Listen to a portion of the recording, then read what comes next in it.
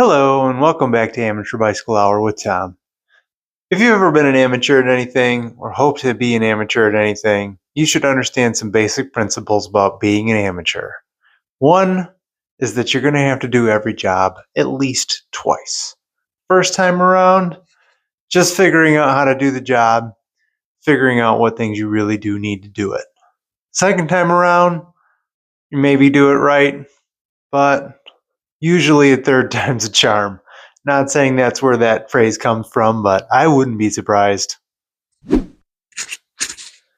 Now, what I'm specifically talking about is this gap right here we're looking at between the gear teeth and the frame.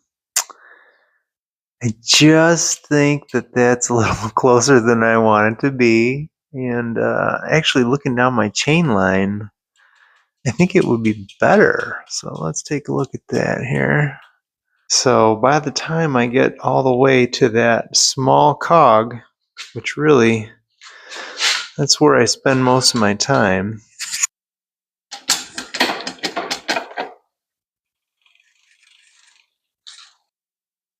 So there, the chain is really drifting left. So I think we just need to change the arrangement here. And look at that.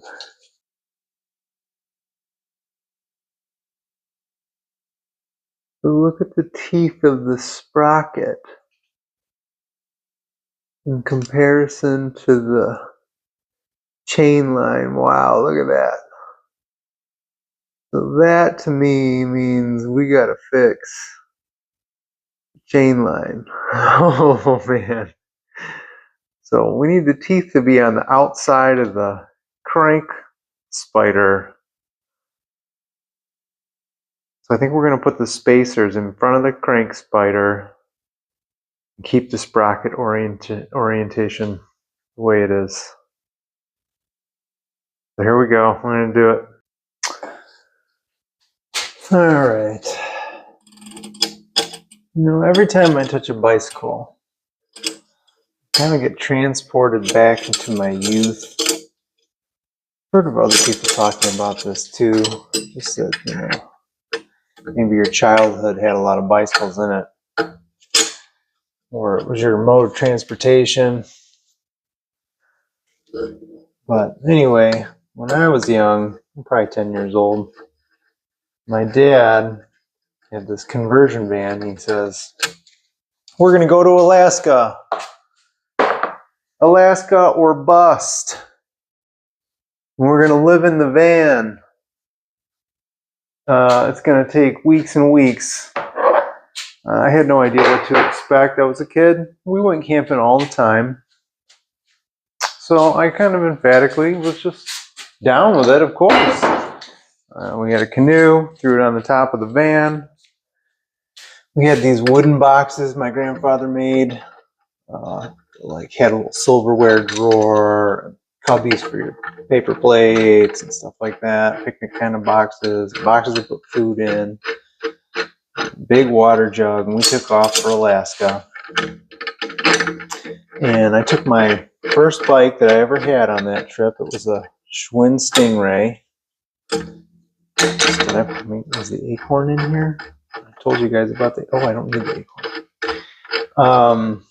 So it was a red Schwinn Stingray that I had put BMX bars on and a BMX seat. This back in the 80s. Because I wanted a BMX bike. I didn't want a Schwinn Stingray. But that bike was on the front of the van for that whole trip on a bike rack. And so you looked out the window, the windshield of the van while we were road trekking, and you saw the mountains and the glaciers and the sights of Alaska. And there was my Schwinn Stingray. I mean, we have 100 photos from that trip out the windshield of the truck on film for all you youngins. Don't know how we used to take pictures, but and my Schwinn Stingray is in the foreground of all of those pictures. So I remember that trip whenever I get on a bicycle. I remember that time in my life. well. I bonded with that bicycle. That's probably why I love bikes so much. Being free, being a kid, and on some crazy adventure to Alaska. No, I have crazy adventures, but they're to do my job. They're not as fun. Well, I go out on a boat and have bicycle adventures too, so I shouldn't complain. All right, so there we go. We got the lock nut, the spacer, and the bolt, and we just gotta put it all on the front side of the sprocket in the right order. We'll do that real quick. Now, I probably have 1,000 stories from that trip. And for whatever reason, the one that's coming to mind now, we were in the southern Yukon territories. We had slept in the van overnight, woke up in the morning, and needed to make some breakfast. So we started a little fire, some sticks. Little stick fire is all you need sometimes to do some cooking. And started cooking a can of beans or something, I can't remember what. I mean, that trip was it was a lot of Spam, a lot of beans, a lot of canned goods. My dad was not a professional outdoors person, although that never stopped him from trying. Anyway, we were sitting there cooking, and I'm not even kidding you, a wild horse walks up to us. I mean, we're in the middle of the Yukon territories. There's nothing around for, there's like signs on the road that say next gas station 400 kilometers. And you're like, okay, better stop and fill up. I mean, there's nothing and nobody up there. If you haven't been to, sort of northern Canada, it's hard to even understand what I'm talking about when I say there's nothing up there. I mean, like middle of the desert, nothing. And so anyway, out of nowhere, a wild horse wanders up and is kind of hanging around the campsite. And we're cooking the breakfast, and we eat breakfast. The horse is still chilling. My dad's super cheesy, so I think he might have even started calling it like Charlie, because Charlie horse. And so all of a sudden he gets this wild idea. I'm 10 years old, mind you. He gets this wild idea that I should ride the horse. I should try to ride the horse. And he puts his hands, he goes over to the horse, who's very calm. The horse is very placid, chill. And he stands beside the horse and cups his hands. He says, "Hey, come on, Tom. Just step in my hands. I'll boost you up onto this horse." And I said, "Okay." I was 10 years old. I didn't know any better. I said, "All right." And I start walking over to the horse from behind, which I'm probably, nowadays I would know not to approach a horse from behind. But I walk up from behind because I'm a 10-year-old kid. And this horse straight bucks me in the chest. And I go flying back like 10 feet, slam into the ground, lost my breath. What a disaster. I mean, we're in the middle of nowhere. Somehow, miraculously, I wasn't actually injured. Should have totally had like a broken rib or something.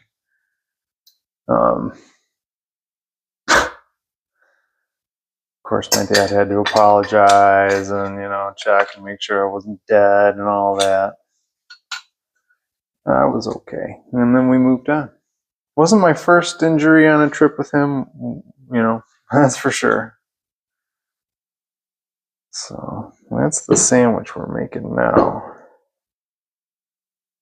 Hopefully that's going to be the ticket.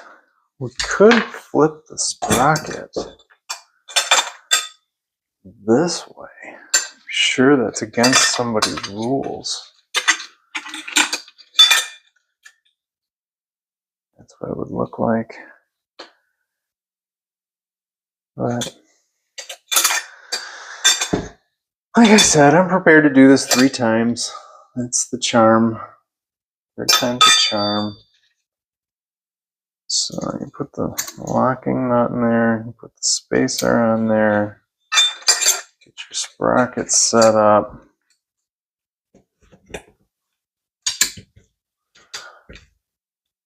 And then put the bolt in there.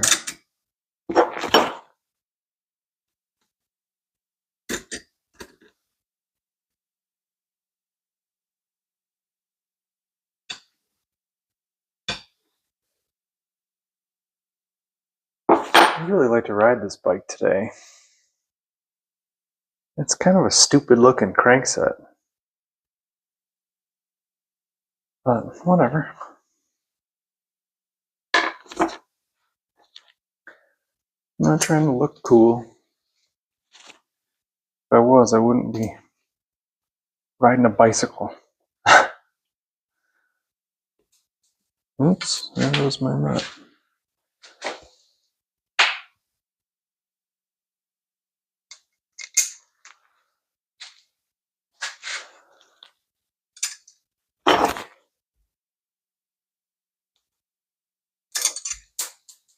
For God's sakes.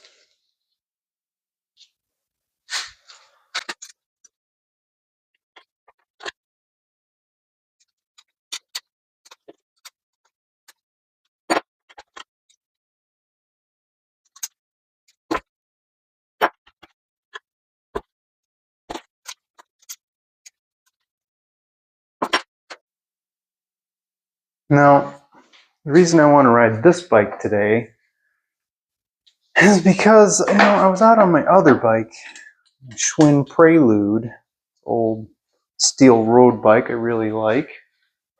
Ride it a lot. But I got a couple miles from home and had a flat tire.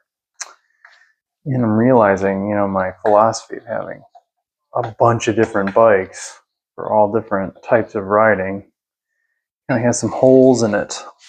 One being that you don't have a repair kit for a flat tire or a pump or anything to carry that stuff on every bike.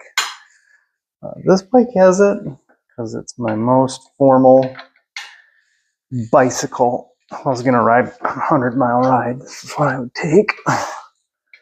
So I made sure it was well stocked with that kind of stuff.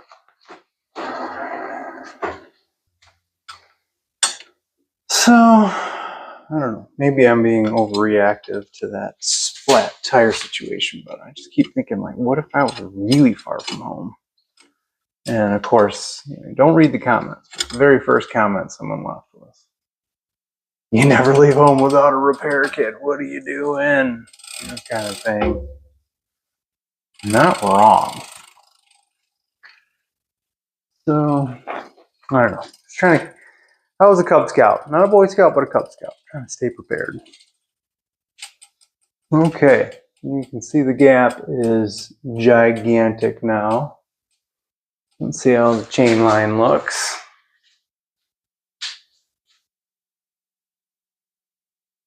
Yeah. Still trending left a little. So I think that's good because it means it's probably straight when we're in the middle of the cassette.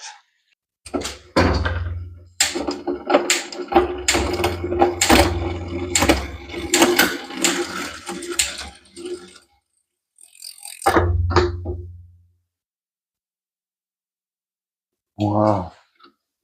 What's that all about? Oh, it's like a piece of...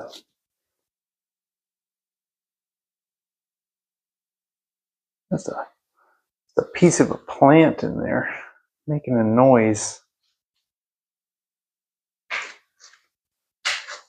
So yeah, that's high gear. That's hanging left. Woo! Did I overdo it? I don't know. It shifted. I'm probably going to spend the least amount of time in this gear.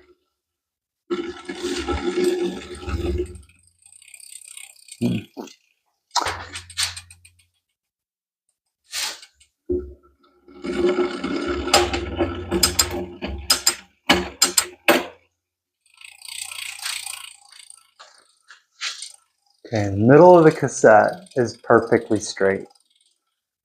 So I think we've gotten to the bottom of this issue. So I'm looking at it like that. Perfectly straight in the middle.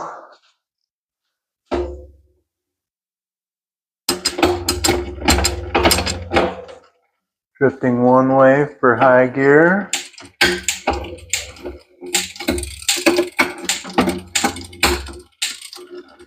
Drifting the other way for low gear.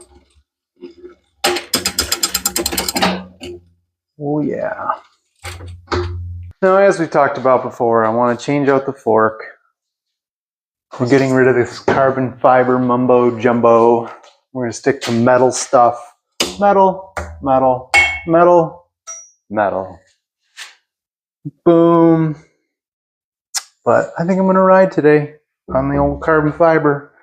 Hopefully it doesn't break. There's a little chip right there. Who knows what's going on under the stem? Who knows if everybody's treated it well? I know the bike's been crashed, but I put a lot of miles on it. It hasn't snapped. Doesn't look bad. Passes the tap test. So I think I'm going to go with it for one more ride. And there you have it. Looks kind of ugly, doesn't it?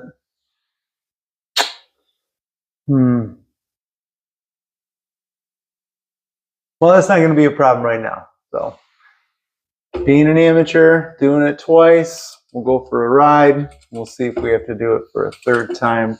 I suspect now that I've had to figure out all of this and I see how far the sprocket is from the bottom bracket, maybe there's plenty of room in there for an external bearing with the through axle crank, hollow crank. I got a buddy. He says he has one. He'll sell it to me. Jeez, oh Pete, that gap's not very big. Because I pulled the sprocket. Yeah. See, and this is what I mean when you're an amateur. Look at that. So I'm curious if this is going to be a problem. I mean,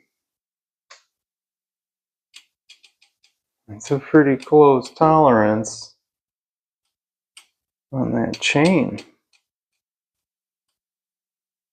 All right. Well, thanks for coming back. We'll go for a test ride, see how things go. Hopefully it all goes well. And next time I see you, it's onto the fork. But I said that last time, so here's hoping.